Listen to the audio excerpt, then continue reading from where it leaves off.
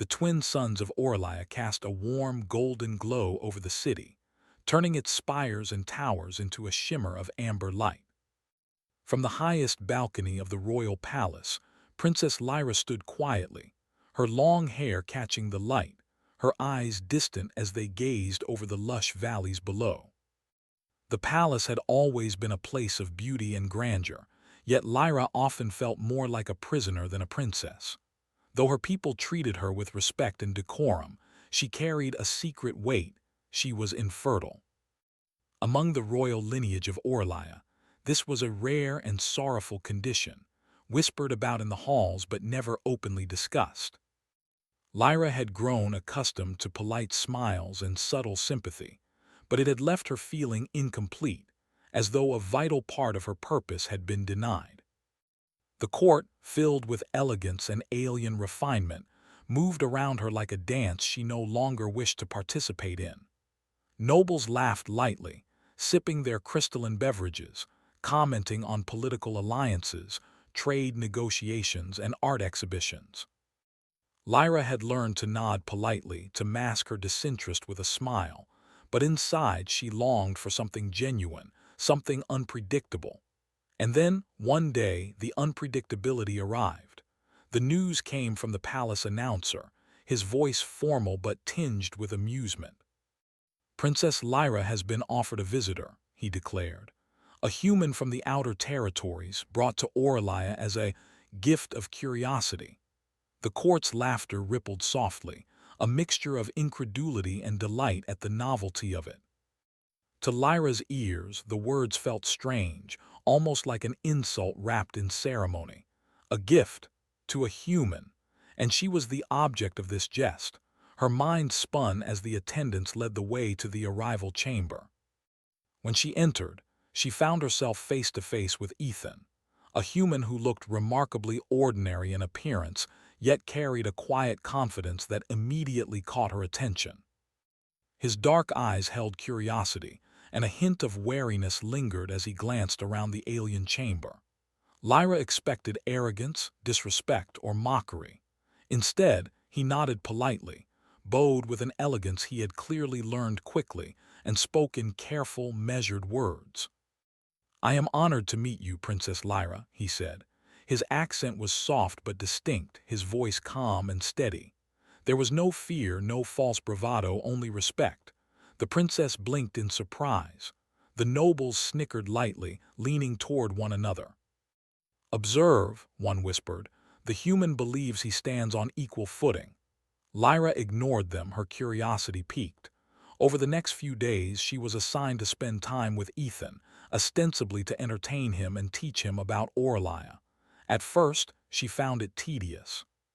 Humans, she had assumed, were simple creatures, guided by emotion rather than logic. But Ethan proved to be unlike any human she had imagined. He asked questions, not just superficial ones, but thoughtful, intelligent inquiries about their technology, their history, and their culture. He did not ask for favors or marvel blindly at the palace. Instead, he tried to understand, to observe, and to learn.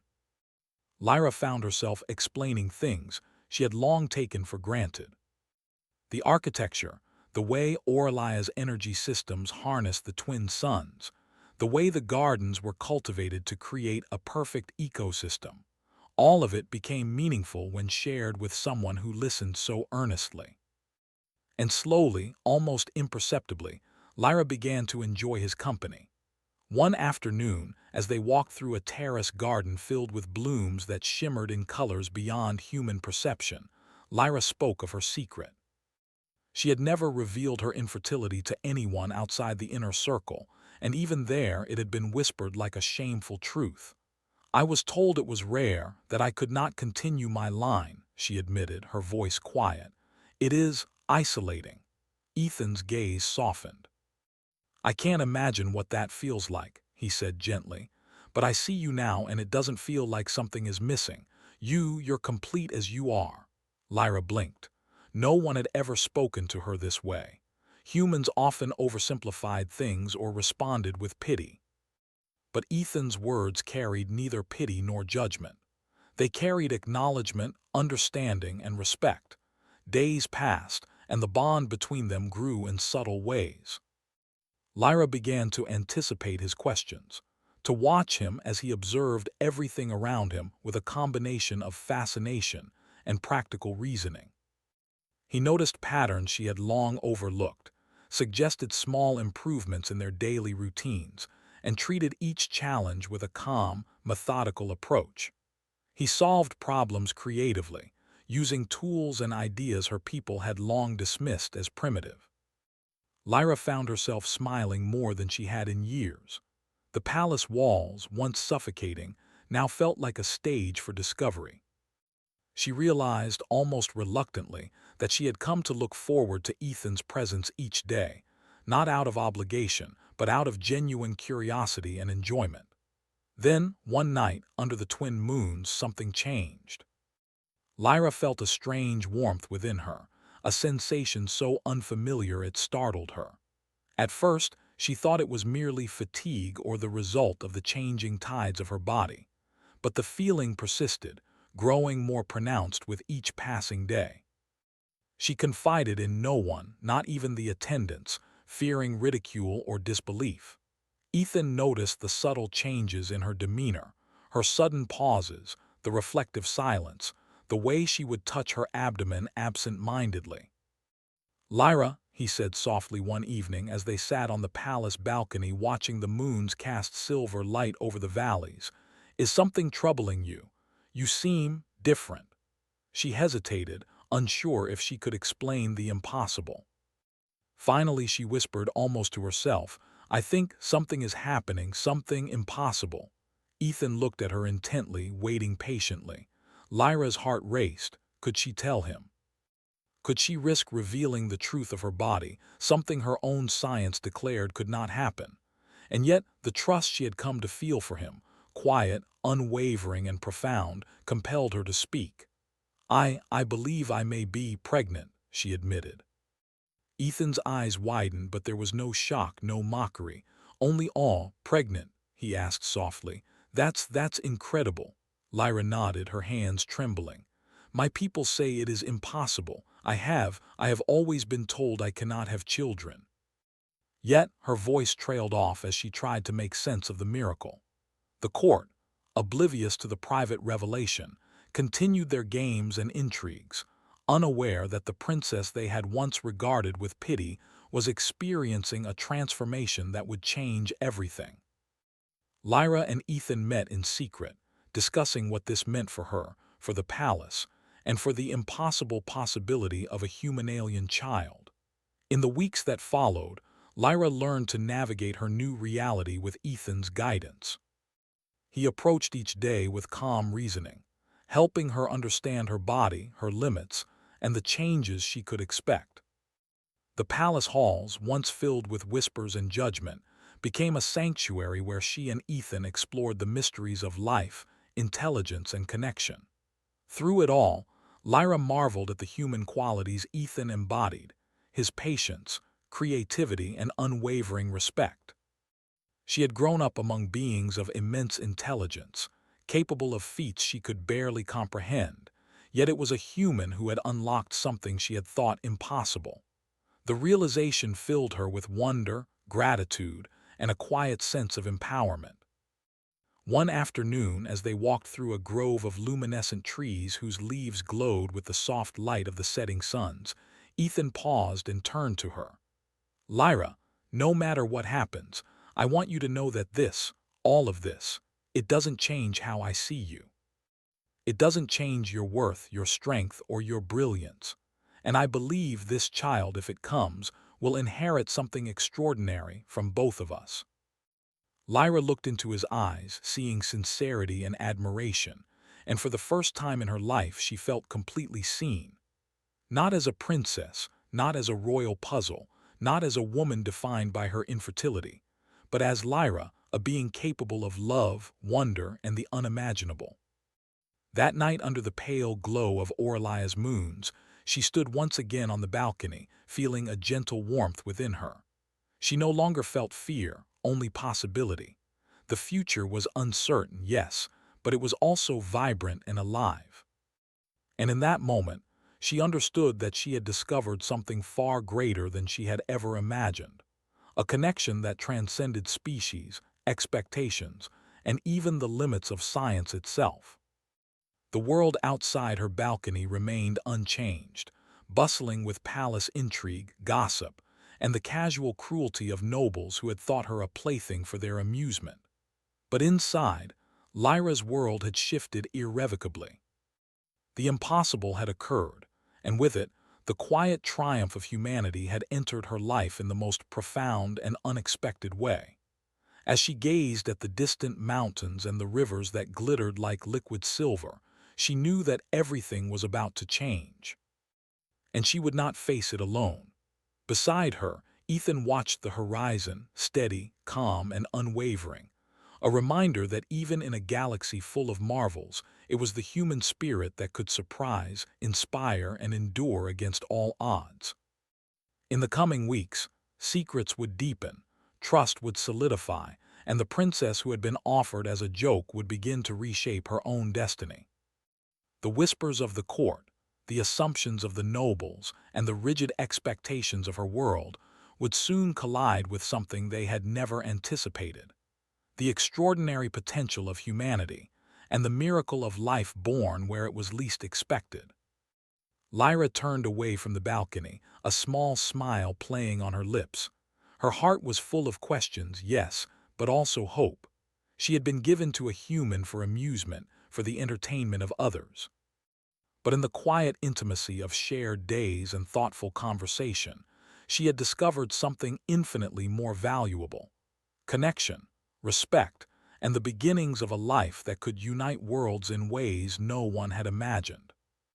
And as the twin moons rose higher, casting their silver glow over the palace, Lyra understood that the first chapter of this unexpected story was only just beginning. The first light of Orlia's twin suns filtered through the palace windows, spilling across the marble floors in golden and rose-colored streaks. Princess Lyra stirred in her chamber, her hand resting gently on her abdomen. The strange, miraculous change that had begun weeks ago continued to grow inside her, bringing with it an ever-deepening sense of wonder and responsibility. Each morning she felt both cautious and excited. This was a journey she could not have imagined, and yet she was no longer afraid. She was ready to face it, with Ethan at her side. Ethan, ever punctual and steady, arrived at the chamber shortly after dawn, carrying a small collection of items he had prepared to help Lyra feel comfortable and safe. There were soft garments designed to ease her movements, small devices for monitoring her health, and a notebook filled with careful observations he had made. He set everything down with quiet efficiency, his eyes meeting hers with warmth and reassurance. "Good morning, Lyra," he said, his voice calm yet tinged with excitement. "I thought you might find these helpful. Nothing invasive, just ways to make things easier." Lyra smiled, touched by his thoughtfulness. It was one thing to be given gifts by nobles or attendants, but Ethan's care was different. It came from respect, understanding, and genuine concern. She realized that it was these qualities, so often overlooked in humans by other species, that made him remarkable. They spent the morning walking through the palace gardens, where luminous plants glowed softly under the early light. Ethan explained the observations he had made about her changing body, using simple analogies and clear reasoning. Lyra listened attentively, amazed by how quickly he understood complex biological processes despite being human. "I still don't understand how this is possible," she admitted, her gaze on the shimmering leaves. "All of our science says that someone like me cannot have a child." And yet, her voice trailed off, unsure how to express the profound sense of wonder she felt. Ethan reached for her hand, a small but grounding gesture. "Some things science doesn't yet explain," he said gently, "but that doesn't mean they can't happen. Maybe your body and mine, well, maybe together we created something new, something the universe didn't expect." Lyra's eyes softened. It was this quality in humans, This willingness to adapt, to imagine, to believe in possibilities beyond rigid rules, that had captured her attention from the start. Where her own people often dismissed humans as simple or unpredictable, she now realized that unpredictability could be a source of incredible strength. As the weeks passed, Lyra and Ethan worked together to prepare for the arrival of the child. They explored ways to maintain her health, adjusted her daily routines, and developed gentle exercises to keep her strong. Their bond grew with each shared task, each careful observation, and each quiet conversation. They laughed together, discussed the philosophies of their respective cultures, and discovered a shared appreciation for creativity, problem-solving, and the small joys of life. One afternoon, they were sitting in the library, surrounded by towering shelves of books, when Lyra spoke quietly. "Ethan, what do you think the court will say when they find out?" Ethan considered her question carefully. "I think they will be surprised, shocked even. But they will also see that this child represents something new, something extraordinary, and I believe that in time they will respect it, respect us." Lyra nodded, though a trace of doubt lingered. The court had been playful, dismissive, even cruel at times. She had been offered to Ethan as a joke, a human to amuse them. How could they possibly understand that this human was her equal, not in title or power, but in intelligence, creativity, and courage? Yet as she looked at him, she realized that the court's opinion mattered less than the life growing inside her and the partnership they had forged. One morning, the palace buzzed with unusual activity. A council had been called, and the nobles whispered in clusters, their curiosity palpable. Word of Lyra's unusual condition had reached some, and rumors swirled about her mysterious changes. The princess entered the chamber with Ethan, maintaining a calm and confident demeanor. The council's murmurs quieted as they all turned to face her. Lyra stepped forward, her voice steady and clear. "I have something to share," she began. "Something that may seem impossible, but it is true. I am with child." The room fell silent, the shock almost tangible. Gasps and whispers rippled through the gathered nobles. Some of them exchanged incredulous glances, others seemed to study her face for signs of deception. None could deny the truth in her eyes, the quiet certainty that radiated from her posture and voice. "This child," Lyra continued, "is a union of human ingenuity and Aurelian heritage. It represents something greater than personal amusement or curiosity. It represents possibility, understanding, and the strength found in respect and collaboration across worlds." A pause settled over the room. The nobles were unsure how to respond. Lyra and Ethan stood together, calm and unwavering, presenting a united front that could not be dismissed. Slowly, some began to nod, acknowledgement replacing shock. Others looked thoughtful, perhaps realizing that the child, and the human who had earned Lyra's trust, had revealed qualities that even their advanced society had overlooked. In the weeks that followed, Lyra's pregnancy became more visible, though she and Ethan continued to handle it with grace and discretion. The court gradually adjusted, observing how Lyra's strength, intellect, and composure remained intact, even as her body changed. It became clear that the human at her side was no ordinary companion.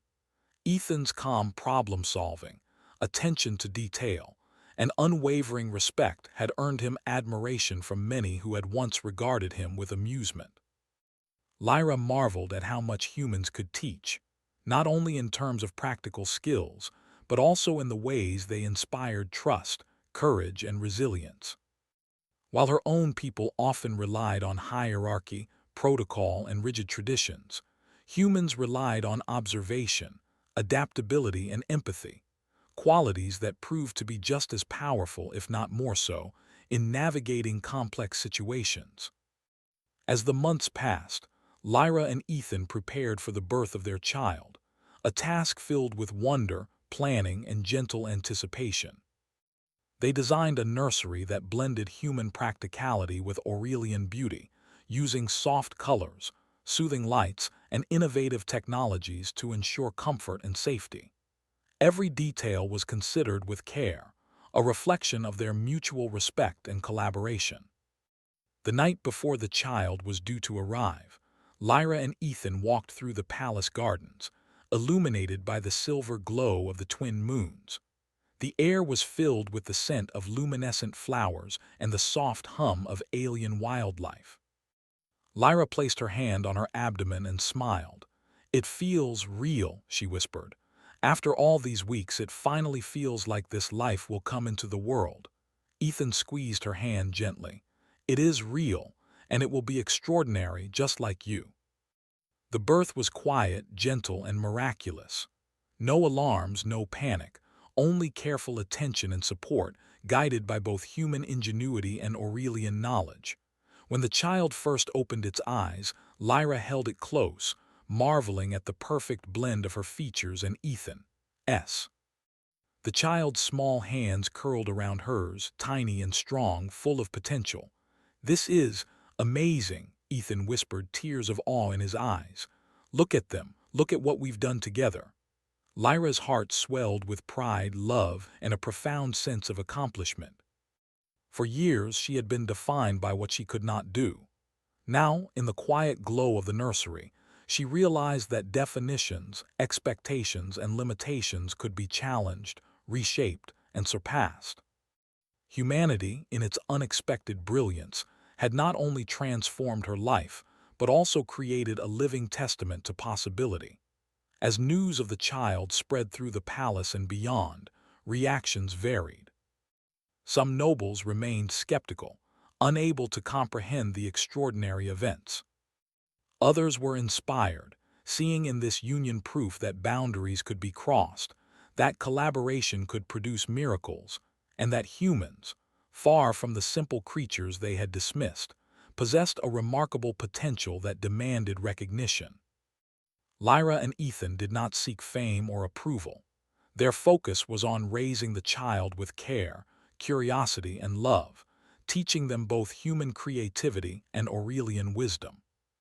The palace began to shift in subtle ways, influenced not by fear or obligation, but by the quiet power of respect, cooperation, and ingenuity. Over time, the child grew, a living symbol of the union between worlds. Lyra and Ethan watched as their offspring explored the gardens, examined the technology, and asked questions that reflected a mind as keen as any scholar's. Even the most skeptical nobles could not deny the brilliance evident in the child's actions, the gentle curiosity that guided their play, and the intelligence that shone in their eyes. The palace, once a place of rigid hierarchy and shallow amusement, began to transform. Humans, once regarded as simple and inconsequential, were now recognized as beings capable of inspiring change, solving complex problems, and contributing to the advancement of civilization. Lyra's experience had challenged assumptions, overturned prejudices, and revealed the quiet brilliance of humanity in a way no one had anticipated. One evening, as Lyra sat in the nursery, watching the child sleep peacefully in Ethan's arms, she reflected on how far they had come. She had been given to a human for amusement, dismissed by her own court, and defined by her inability to fulfill traditional expectations. Yet through trust, collaboration, and the unexpected brilliance of a human companion, she had discovered a life beyond limitations, a life filled with love, potential, and the extraordinary capacity of humanity. Ethan looked down at the child, his expression thoughtful. "You know," he said softly, "they'll grow up knowing that they can do anything, that the impossible is only impossible until someone tries." Lyra nodded, her eyes shining with pride. "And they'll know that humans are remarkable. Not because we have power or technology, but because we care, we think, and we believe in possibilities that others might overlook." The twin moons rose once more, casting their silver light over the palace and the valleys beyond. For the first time, Lyra felt that she truly belonged, not only as a princess of Orlia, but as a mother, a partner, and a witness to the quiet triumph of humanity. The world around her had shifted, shaped not by force or fear, but by respect, ingenuity, and the courage to embrace what others deemed impossible. In the quiet glow of the nursery, with Ethan at her side and their child resting peacefully, Lyra understood that the story they had begun together was only the first chapter of a greater adventure. The palace, the court, and even the galaxy beyond would soon come to recognize what she had always known, that humanity, in its intelligence, empathy, and creativity, was capable of leaving a mark that could not be ignored. And as the night deepened and the twin moons shone brighter, Lyra, Ethan, and their child embraced the future, knowing that they had not only changed their own lives, but had also quietly, irrevocably begun to change the galaxy itself.